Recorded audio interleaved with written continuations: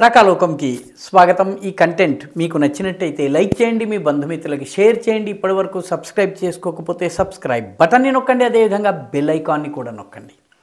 మిత్రులారా, నవంబర్ 25వ తారీఖున సుదూర ఆఫ్రికన్ దేశం రువాండాలో ఒక చిన్న కిరాణా షాపులో సల్మాన్ రెహమాన్ ఖాన్ అనే వ్యక్తి కూర్చున్నాడు. ఈ సల్మాన్ రెహమాన్ ఖాన్ దగ్గరికి కొందరు వ్యక్తులు వచ్చారు. వాళ్ళు ఏదో కొనుక్కోవడానికి వచ్చారు అని చెప్పి ఈ దుకాణంలో ఉన్నటువంటి వ్యక్తి అనుకున్నాడు. కానీ వాళ్ళు నిన్ను మేము అరెస్ట్ చేయడానికి వచ్చాము అన్నారు.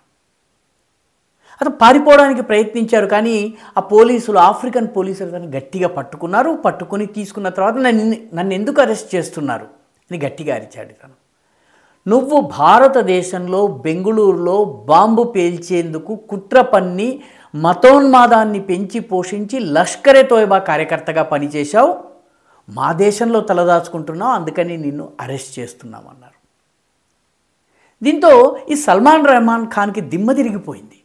అదేమిటి, రువాండాకి భారతదేశానికి మధ్య ఎక్స్ట్రాడిషన్ ట్రీటీ, అంటే ఆ దేశంలో ఉన్నటువంటి నేరస్తుల్ని భారతదేశానికి అప్పగించే విషయంలో ఒప్పందం లేదు. కాబట్టి ఇక్కడ చాలా సురక్షితంగా ఉన్నానని భావించాను.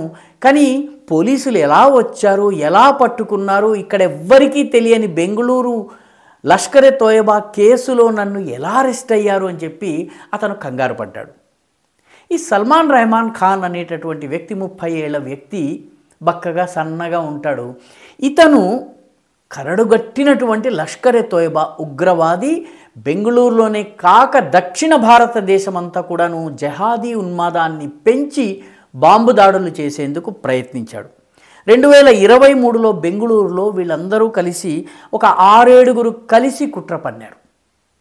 జైల్లో ఉన్నటువంటి సమయంలో ఉగ్రవాదం వైపు వెళ్ళినటువంటి సల్మాన్ రెహమాన్ ఖాన్ ఇతను ఒక మైనర్ బాలికను రేప్ చేసిన కేసులో పోక్సో చట్టం కింద అరెస్ట్ అయినటువంటి వ్యక్తి. వీళ్ళందరూ కూడాను లష్కర్ యొక్క ఏజెంట్లుగా మారారు. ఇతనితో పాటు సయ్యద్ సుహేల్ ఖాన్, మహమ్మద్ ఉమర్, జాహిద్ తబ్రేజ్, సయ్యద్ పాషా, సయ్యద్ ముదస్సర్ పాషా, మహమ్మద్ ఫైజల్ రబ్బానీ, వీళ్ళందరూ బెంగుళూరులో ఉన్నారు. వీళ్ళందరికీ కూడాను ఆయుధాలు సరఫరా చేసినటువంటి వ్యక్తి ఈ సల్మాన్ రెహమాన్ ఖాన్. పోలీసులు రైడ్ చేసినప్పుడు వీళ్ళ ఇళ్లలో నుంచి 7 తుపాకులు, 45 బుల్లెట్లు, వాకీటాకీలు, కత్తులు, అదేవిధంగా మొబైల్స్ పట్టుబడ్డాయి. వీళ్ళందరికీ ఆయుధాలు సరఫరా చేసినటువంటి లష్కర్ ఏజెంట్ ఎవరైతే ఉన్నారో అతనే సల్మాన్ రెహమాన్ ఖాన్. ఇతను పోలీసుల నుంచి తప్పించుకుని ఏకంగా రువాండాకి పారిపోయాడు. రువాండా ఆఫ్రికాలో నైజీరియా, ఇటువంటి ఉగాండా, ఈ దేశాల మధ్య ఉన్న చిన్న దేశం. అక్కడికి వెళ్ళి అక్కడ మామూలు వ్యక్తిలా ఒక కిరాణా షాపు నడిపించుకుంటూ ఉన్నాడు. లష్కరే తోయబా పనులు చేస్తూ ఉన్నాడు. ఇతన్ని ఎప్పుడైతే రువాండాకి చెందినటువంటి రువాండా ఇంటెలిజెన్స్ బ్యూరో, అదేవిధంగా ఇంటర్పోల్, అదేవిధంగా రువాండా నేషనల్ క్రైమ్ బ్యూరోకి చెందినటువంటి వాళ్ళు పోలీసులు వచ్చి అరెస్ట్ చేశారు. అరెస్ట్ చేసి భారతదేశానికి పంపించారు. భారతదేశంలో ఉన్నటువంటి NIA, CBIకి సంబంధించినటువంటి సిబ్బంది ఇతన్ని అరెస్ట్ చేశారు. మొత్తానికి చాలా కలుగులో దాక్కున్నట్టుగా ఎవ్వరికీ చిక్కకుండా ఎక్స్ట్రాడిషన్ ట్రీటీ, అంటే నేరస్తుల్ని పట్టి ఇచ్చి బదలాయించేటటువంటి ఒప్పందం లేదని భావించి చాలా సురక్షితమని భావించినటువంటి రువాండాలో దాగున్నటువంటి సల్మాన్ రెహమాన్ ఖాన్ పట్టుబడ్డాడు. ఈ కేసులో చాలా కీలకమైనటువంటి, ఇప్పుడు అతని నుంచి చాలా కీలకమైనటువంటి సమాచారం రాబోతోంది. బెంగుళూరు నుంచి మొత్తం కేరళ 2008 పేలుళ్ల నుంచి మొదలుపెట్టి బెంగుళూరులోని వరుస పేలుళ్ళు కావచ్చును, ఆ తరువాత జరిగినటువంటి అనేక పేలుళ్ల వెనుక, జహాదీ కార్యకలాపాల వెనుక, లష్కర్ కార్యకలాపాల వెనుక ఈ సల్మాన్ రెహమాన్ ఖాన్ ఉన్నాడు. ఇంతకీ 7 సముద్రాల అవతల అదేదో చిన్న ద్వీపంలో మాయల ఫకీర్ ప్రాణం ఏదో చిలకలో దాగున్నట్టుగా, చెట్టు తొర్రలో ఉన్నట్టుగా రువాండాలో దాక్కున్నటువంటి సల్మాన్ రెహమాన్ ఖాన్ ఎలా పట్టుబడ్డాడు? అతన్ని అసలు ఎటువంటి ఎక్స్ట్రాడిషన్ ట్రీటీ లేనటువంటి రువాండా ఎందుకు భారతదేశానికి అప్పగించింది? ఎక్స్ట్రడిషన్ ట్రీటీ ఉన్నటువంటి అమెరికా ఖలిస్తానీ ఉగ్రవాది అయినటువంటి గురుపత్వంత్ సింగ్ పన్నూని ఇవ్వడం లేదు. కెనడా అక్కడ ఉన్నటువంటి హర్ష్ డల్లా కావచ్చును, మిగతా ఖలిస్తానీ సపోర్టర్ని ఎక్స్ట్రడిషన్ ట్రీటీ ఉన్నా ఇవ్వడం లేదు. ట్రీటీ కూడా లేనటువంటి రువాండా ఎలా ఇచ్చింది? దీని వెనుక ఒక ఆసక్తికరమైన కథ ఉంది. ఒక ఆయన 2018లో రువాండాకు వెళ్ళాడు.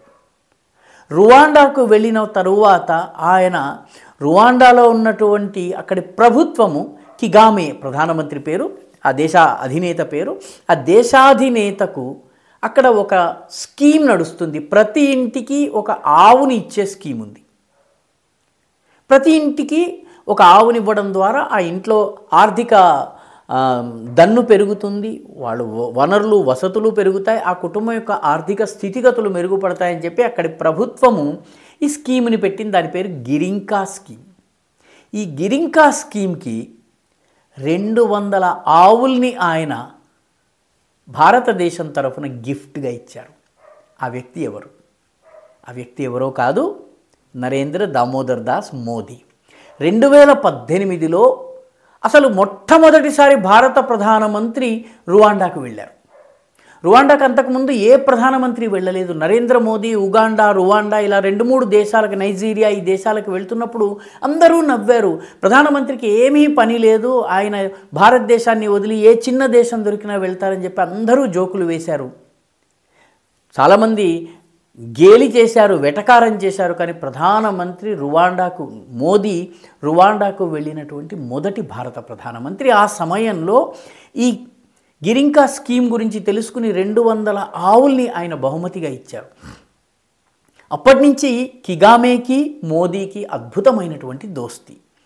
కోవిడ్ సమయంలో మిగతా ధనిక దేశాలు, అమెరికా, బ్రిటన్ వంటి దేశాలు వ్యాక్సిన్కి డబ్బులు వసూలు చేసి వ్యాపారం చేసుకుందాం అనుకున్న సమయంలో మోదీ రువాండా వంటి చిన్న దేశంలో ఉన్నటువంటి పేద ప్రజల యొక్క ఆర్థిక స్థితిగతుల్ని, వాళ్ళ ఆరోగ్యాన్ని కాపాడేందుకు వ్యాక్సిన్ని ఉచితంగా ఇచ్చారు. అప్పుడు కూడా మన దేశంలో ప్రధానమంత్రి స్థానికంగా ఎవరికి ఇవ్వకుండా విదేశాలకి వ్యాక్సిన్ ఇచ్చేశారని చెప్పి విమర్శించారు. దాన్ని మోదీ పట్టించుకోలేదు. కానీ కిగామే మోదీ చేసినటువంటి ఈ ఉపకారాన్ని మర్చిపోలేదు. మోదీని ఆయన మై ఫ్రెండ్ అని పిలుస్తారు. మోదీ తన మిత్రుడిగా ఆయన భావిస్తారు, వ్యక్తిగత మిత్రుడిగా భావిస్తారు. భారతదేశాన్ని తన యొక్క సహాయం చేసేటటువంటి మైత్రి ఉన్నటువంటి దేశంగా భావిస్తారు.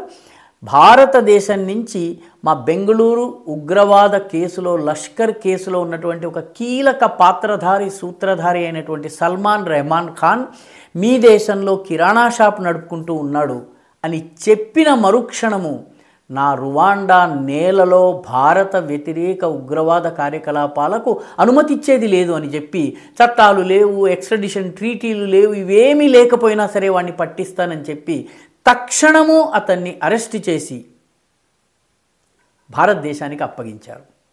ఇలా మోదీ 2018లో ఇచ్చినటువంటి 200 ఆవులతో మొదలైన మైత్రి ఈరోజు భారత వ్యతిరేక ఉగ్రవాదులకు తమ దేశంలో స్థానం లేదని ఘంటాపథంగా చెప్పేటటువంటి నాయకుడిని రువాండాలో తయారు చేసింది. ఆఫ్రికాలో మోదీ యొక్క అవుట్రీచ్ యొక్క ఫలితము ఈ రకంగా మనకి అక్కడ ఆఫ్రికన్ దేశాలని పెద్దగా ఎవరూ పట్టించుకోవడం లేదు. అటువంటి దేశాల్లో మోదీ వెళ్ళి ఆ దేశాధినేతలతో, అక్కడి ప్రజలతో మమేకమవుతున్న ఫలితంగా ఈరోజు ఈ కరడుగట్టినటువంటి ఉగ్రవాదిని మనం పట్టుకోగలిగాము.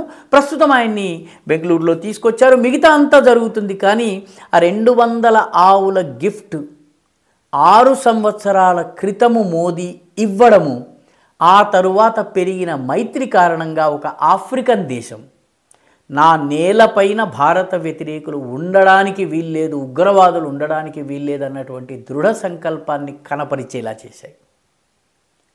అది దౌత్యం అంటే, అది డిప్లొమసీ అంటే. ఈ వీడియో మీకు నచ్చినట్టయితే లైక్ చేయండి, షేర్ చేయండి, ఈ ఛానల్కు సబ్స్క్రైబ్ చేయండి. మీ అభిప్రాయాన్ని కమెంట్ల రూపంలో తప్పనిసరిగా పంపించండి.